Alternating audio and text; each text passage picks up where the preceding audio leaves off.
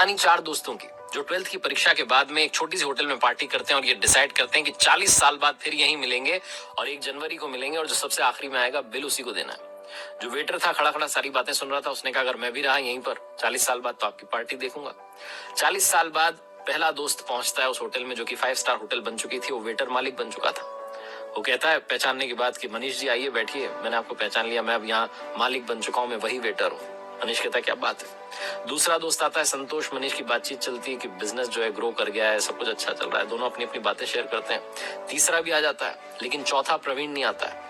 वो जो सेठ है वो आकर के कहता है कि आप भोजन शुरू कीजिए, ऑर्डर कीजिए मेन्यू में से। प्रवीण सर ने कहा है आप मंगवा लीजिए, वो आ ही रहे हैं। डिनर शुरू कर देते हैं, डिनर कर भी लेते हैं। अब बिल देने की बारी आती है तो इन्हें लगता है चलो हम ही पे कर देते हैं। वो सेठ जो था भूला हुआ आकर के कहता है कि आपका पेमेंट हो चुका है, प्रवीण सर ने कर दिया।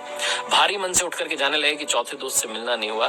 तभी एक सरकारी गाड़ी आती है, एक बंदा उसमें से उतरता है और लड़का आकर के तीनों को प्रणाम करके कहता है नमस्ते अंकल, मेरे पिताजी टीचर बन गए थे, मुझे कलेक्टर बनने के काबिल कर दिया और वो 1 महीने पहले दुनिया छोड़कर चले गए। उन्होंने मुझसे कहा था कि जब वो तीनों पार्टी खत्म कर दें उसके बाद जाना और पेमेंट वगैरह कर देना। पिताजी अब इस दुनिया में नहीं है। ये तीनों रियलाइज करते हैं कि 40 साल बाद क्यों मिले, 40 दिन बाद ही मिल लेते हैं।